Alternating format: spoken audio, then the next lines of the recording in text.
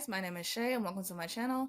Today I'll be reviewing Riverdale, Season 5, Episode 7, Chapter 83, Fire in the Sky. Don't forget to like, comment, and subscribe. Let's get it!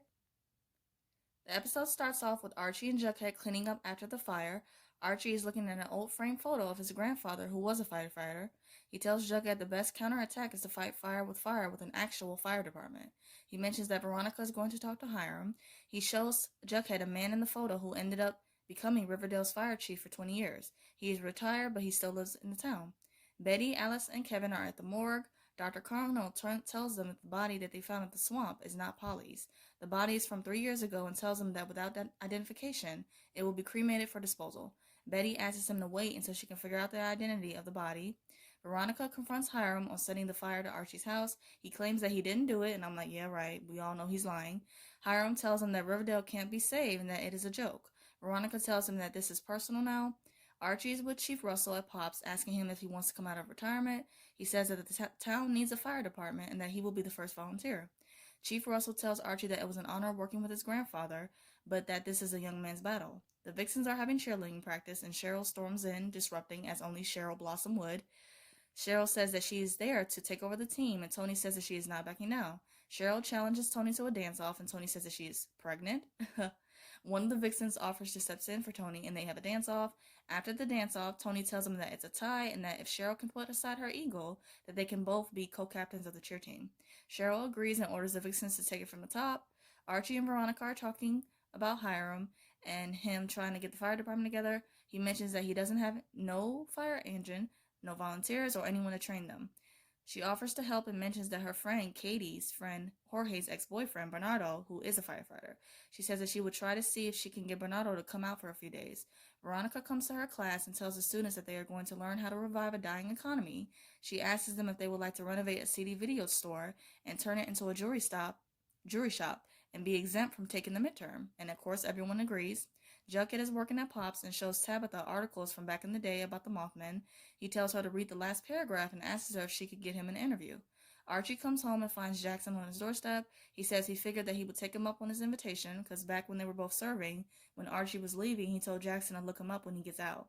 Archie tells him that he has perfect timing and that he is on his way to meet some friends. He invites Jackson inside and tells him that he can drop off his stuff and that they can leave. Betty is back at the morgue and she tells Dr. Carnell that she went through all the archives and the body is a woman named Margaret Harper. He tells her, according to the police report, Margaret had braces at the time of her disappearance and that there is no evidence of braces on the body. Betty says that this is the third missing girl and that this is a pattern.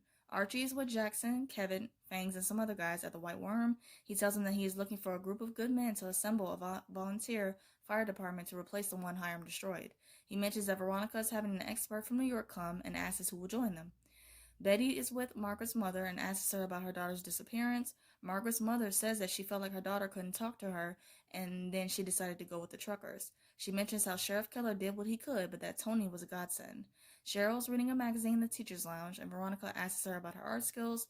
Cheryl tells Veronica that her art skills are flawless. Veronica asks Cheryl if she could design something for her that would fit on a printing plate. Jackson and Archie are with the RROTC class, and they are asking him questions. Jackson tells him that he would not be alive if it wasn't for Archie. He says that Archie is the kind of man who never stops giving back and that he's trying to start a fire department on his own. The students want to get involved, and Archie tells them that they have to be 16 and have permission from their parents. Veronica is talking to her students and tells them that she is going to pay them for renovating the video store into a jewelry store. The students will then funnel that money she gave them back into Riverdale's economy by spending it at Pops or at the Bijou. She mentions how this investment will hopefully help people support more local businesses in Riverdale. Betty comes home and finds muddy footprints, and Alice is covered in mud. She tells Betty that she found Polly's phone, but no sign of her in the swamp. Betty tells her that they need to keep looking at the swamp. Betty comes to the White Worm and asks TONI about Margaret.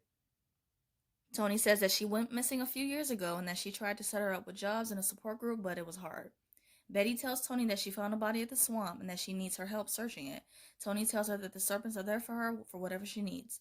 Pop, Tabitha, and Jughead are sitting at a booth with Pops. He's telling them about a story of the Mothman and how, when he was working one night, the lights in the diner began to flicker, the jukebox starts playing music, the candy dispenser started spilling candy on the floor, and there was a bright yellow light shining through the windows. He mentions that some people thought that it was aliens, and some thought that it was a military testing from an army base outside of Riverdale.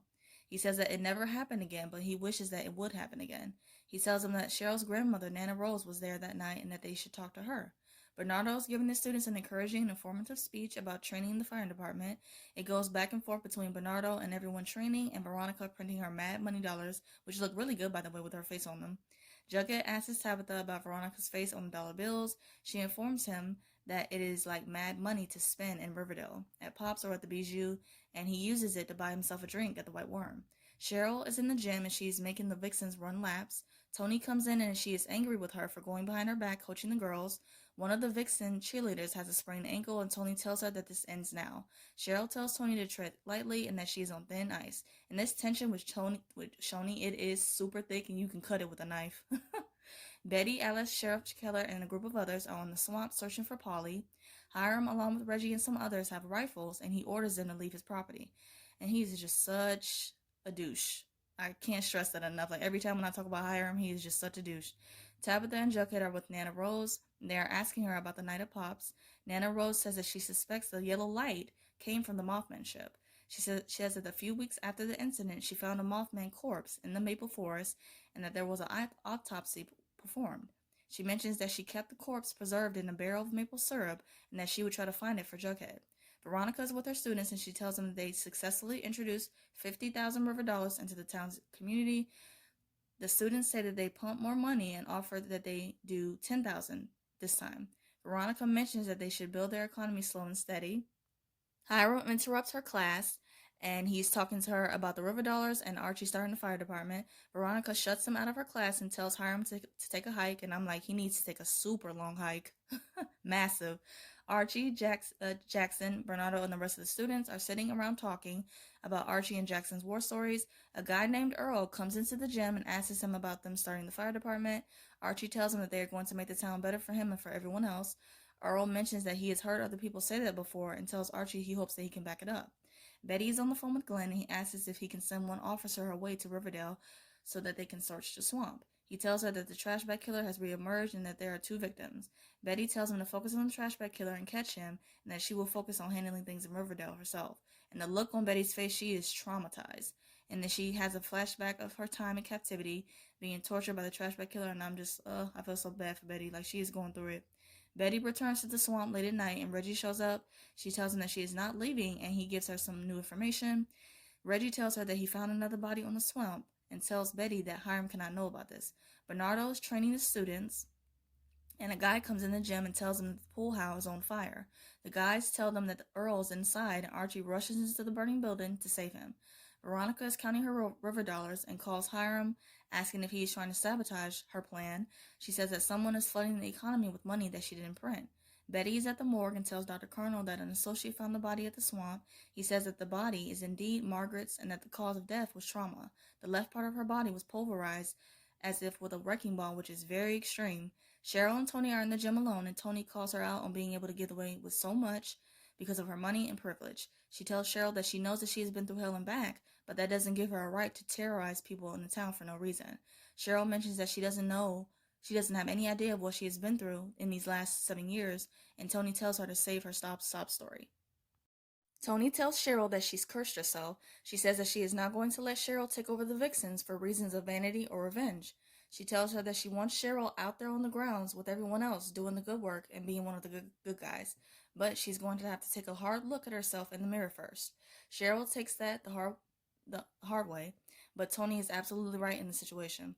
Cheryl comes home to Thornhill and finds Miss Marple in the living room with Nana Rose. Miss Marple tells Cheryl that the portrait of JJ is a forgery. She tells Cheryl that before she calls the police, she thinks that they should talk. Archie is in the hospital and he's talking with Sheriff Keller and Jackson.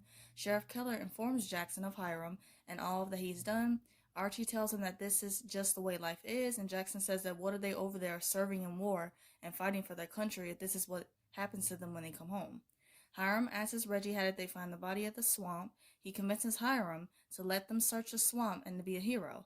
Hiram agrees and tells Reggie to make the call. Betty, Alice, and Toni are with Margaret's mother, informing her that the body is indeed her daughter. She asks Betty who hurt her daughter, and Betty replies that she doesn't know. She mentions that her sister Polly is missing along with other girls, and she swears that they will find out who is doing this.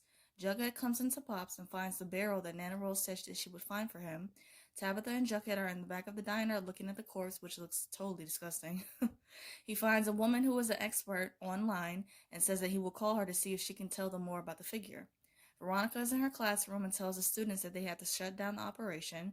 She sees a student in the back with red fingertips and they confess to printing 10,000 River dollars. They apologize and Veronica tells them that they will have to work it off by providing Riverdale with a much needed service. Archie comes home and Jackson tells him that Earl didn't make it. Jackson tells him that he learned more about Hiram. He tells Archie that he is planning to do something about it, and Archie physically stops him. Archie tells Jackson that he will not let him throw away his life for Hiram. Jackson mentions how the VA home he was planning to go to, he found out in the morning that they canceled his slot. He tells Archie that he is lost, and Archie tells him that he can relate. Archie says that the reason he is fighting so hard for Riverdale is because it's the only thing keeping him sane. He tells Jackson that he should stay in Riverdale and that he can't think of a better person for the job of being the new commander for the fire department than him. They hug and this was such a beautiful and emotional moment, and I loved it. Jughead is working at Pop's late at night. The lights begin to flicker, the jukebox starts playing, and he sees the same light Pops was talking about in his story. Jughead goes outside and the light disappears. He then sees a beaming light from the sky. Tabitha comes in the next morning and Jughead tells her what happened last night. He tells Tabitha that after he saw the bright light, he woke up in a booth in the morning and says that he lost track of time. He tells her to follow him to the back and the corpse that was there before is now gone. He mentions that something strange happened in Riverdale last night. Veronica is having her students clean up the damage from the fire. Kevin and Fangs offer to volunteer to be a part of the fire department. Archie tells them that it's too late because they don't have anyone to train them. Chief Russell comes into the gym and says that Archie inspired him by running into the burning building and that he will do it. He mentions that the first thing that they need is a fire truck, and Veronica comes in with an old-fashioned fire department car. She tells Archie that she just wanted to help him, and he smiles. Betty, Alice, Toni, and Sheriff Keller are going over the bodies they found at the swamp. Sheriff Keller mentions that he asked around about the unsolved missing persons reports and that they came back with 13 names. Toni says that she has been in touch with a network of social workers in town the Lonely Highway runs through and came back with 11 names. She says that 5 of those names overlap with Sheriff Keller's list. Betty mentions that there is a total of 21 girls missing and that they can't all be runaways. The episode ends with Betty saying that these missing girls could be from a serial killer, and I'm pretty sure referencing to the trash bag killer.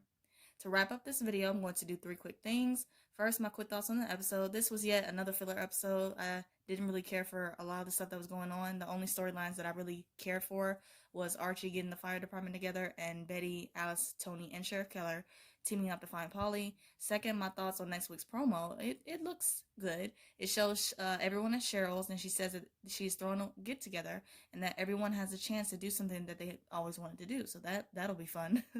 Third, I'm going to do a quick rapid fire of the episode. My favorite scene, Archie and Jackson, them agreeing to keep each other sane. That was such an emotional, heartfelt moment, and the acting was phenomenal. Favorite quote, story of my life by Kevin. Favorite duo, Cheryl and Toni. Like, even though there was a lot of tension between the two, I still love their scenes together. Favorite look, Veronica in that blue business suit. She was working it. My WTF moment, the Mothman storyline, I just don't get it, and it's just not entertaining to watch. And I saw someone on Twitter said that Riverdale is already a weird show, so now they're adding aliens into the mix. It just don't make sense. I hope you guys enjoyed my review of Riverdale. I review other shows like All American, Legacies, Good Trouble, and some other stuff. And if those interest you, please check out those videos on my channel and subscribe. Let's keep the conversation going and let me know your thoughts about the episode in the comments. I hope you guys have a great day, stay safe, and see you guys next week.